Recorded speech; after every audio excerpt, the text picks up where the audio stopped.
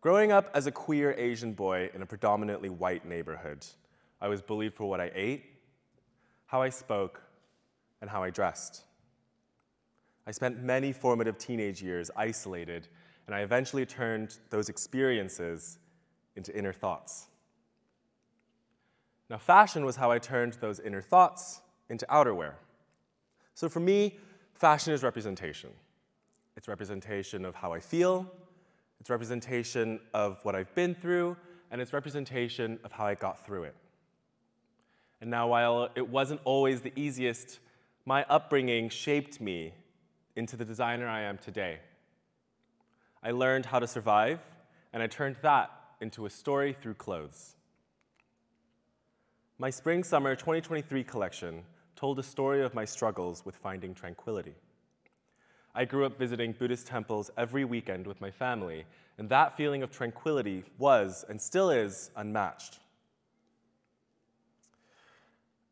When I moved to London chasing success, as any young student does, I found I'd grown further and further from those Buddhist temples. The pressure to succeed was immense. I started feeling lost, anxious, and on the verge of a mental breakdown. I spoke to my parents weekly, but their advice was always the same: to meditate. Now, the advice isn't really going to work on a 20-something-year-old that was drinking every single night and getting sloshed, basically. Until one day, those words finally did get through to me. I figured, what the hell, I might as well give it a shot, and so I meditated. And once I did, I could smell the incense of my childhood, and I could feel the silence of the Buddhist temples. And I instantly knew that this was going to be the jump-off point for my next collection. And so I found the story that I wanted to use, but how was I going to translate that visually? I was reminded of the stories my father told me about Buddha. In particular, one story of Mara, the tempter, who attacked Buddha with thousands of arrows in order to derail him on his path to enlightenment. And Buddha, with all these arrows coming towards him, he transformed them into flowers, and they harmlessly drifted towards him. Now, that story was so beautiful, it encapsulated turning all of my stresses into stories, all that pain into tranquility. To turn this story into fashion, I turned to print. Now, print is unique because it has a way of visually explaining a story, a lot like a picture book. Ultimately, I took this story of Mara and I twisted it in a more modern and futuristic way to represent the times of today. Now, this halftone effect was perfect for the garments, as it quite literally did exactly what I needed to do in myself. If you look up close, you couldn't see anything but irregular stripes.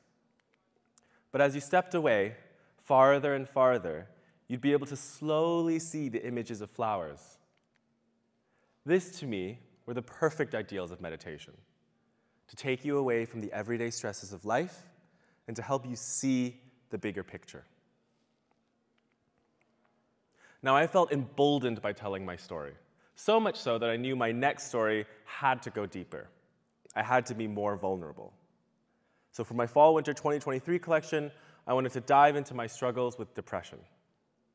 I already told you how moving to London was incredibly difficult, but what I had left out was that all that pressure and all that stress had accumulated in 2016, when I made an attempt on my life. I'll never forget that night. I remember the calls of my friends and my family, but the one I remember the most is from my mother. She was screaming and crying, and I think she was somehow relieved and angry and deeply saddened all at the same time. And I didn't really remember how I felt back then, but all I do remember is that I felt incredibly loved. All of my friends and family had been right by my side, and I was quite literally surrounded by people who loved me and cared about my life. These little blips of light, these little sparkles of joy, they were the thing that reminded me that my future might be okay. They were my light at the end of the tunnel. And so it was decided my collection, entitled Bioluminescence, was going to be inspired by finding light in the darkness. I related this feeling to the descent into the abyss of the ocean. As some of you may know, depression can feel like darkness slowly engulfing you, the light slowly fading away until one day there's nothing but pitch black. Now, for the collection, I knew print wouldn't do, because it was about the feeling. And so I knew that textiles were going to be the main focal point. I wanted to utilize different aspects of color, or mainly the lack thereof, to describe this feeling of darkness. And so we had color-changing leather, and we had laser-cut pieces, but what I was most proud of were our wool-to-silk fabrics. Now, this perfectly encapsulated the concepts that I wanted to portray. We blended a heavy wool felt with a light and brightly colored silk. And to wear it was actually such an incredibly funny feeling because, as you may know, wool felt can be quite scratchy, it's quite heavy, and it can be quite uncomfortable. And yet, the silk that it was paired with was light, flowy, smooth, and it moved beautifully in the wind. We used a process called needle felting, in which you meld different materials together by piercing barbed needles and in so by felting them. And the pieces that we created thus resulted in structural yet flowy garments. And when you wore them, you could feel the juxtaposition of this heavy, warm, and encompassing wool, and yet the lightness of the silk allowed a breath of fresh air in. It reminded me of the joy that it blew in and lightened the weight of my sadness. And it told the story of depression, but the ascent from the darkness. Now, telling my journey through depression was very personal, yes, but I've met many young adults who have had the exact same journey as I have. And to be able to share a story like this not only normalizes it, but it teaches us to be kind to one another, to show up for one another, and be that light in the darkness for them. I wanted to inspire people to get the help that they needed, and I wanted to let them know that it's not a weakness to feel this way, and that the strength lies in knowing when to get help.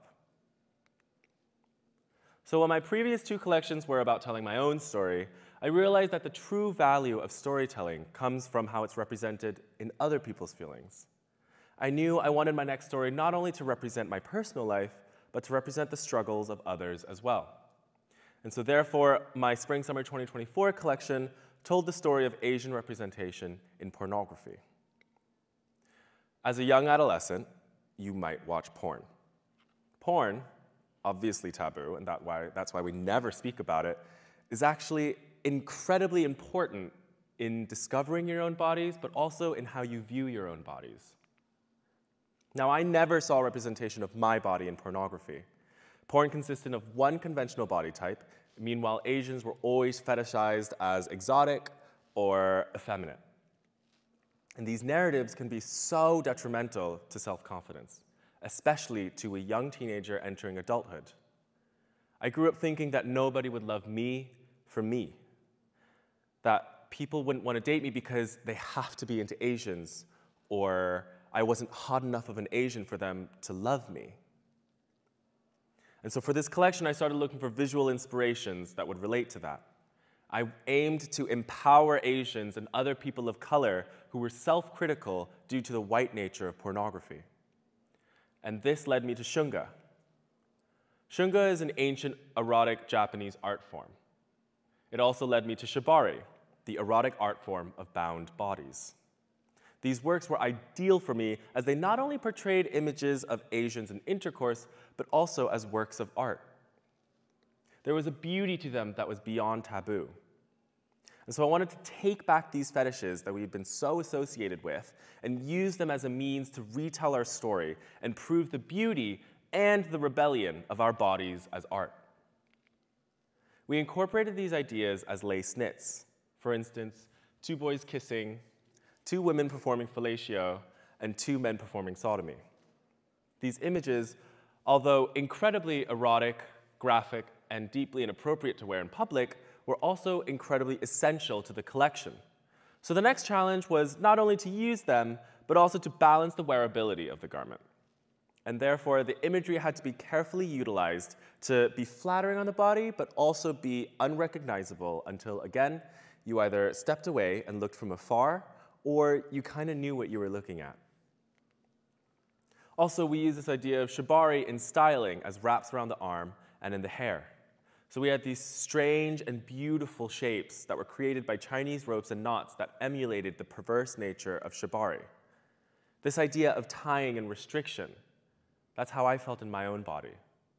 I felt tied to one perspective of myself. And this collection sought to free it. This message of love through a twisted lens of sex was one of my most heartfelt collections. To some, at the end of the day, clothes are just clothes. But hopefully now you can see that clothes have so much meaning to them. When I first started fashion, it was all about telling the story I wanted to tell. It was about representing my feelings. But now I've come to realize that these stories are so much more than just representing me, it's representing others with similar struggles. I hope that by seeing these collections, people all over the world are able to look at them, relate to them, and be inspired by them. To tell a story to the person who needs help, reminding them that there is a light at the end of the tunnel, and to get the help that they need. To tell a story of Buddhism and meditation, to remind yourself to physically step away from life's tiny mundane problems and see the greater picture. To be able to tell a story that relates to someone's struggle and tell them, you are loved, and you deserve to be loved. Being able to wear a garment and physically feel the story behind it. That's why I do what I do. Imbuing work with meaning not only provides the garment with a purpose, but it has the power to liberate. So when you look at clothes, when you look at what you're wearing now, think of the vision that it has. What inspired the print? What's the message behind the texture? Think of the meaning. Clothes are so much more than utility. They're an extension of what's inside of you, and they are meant to empower.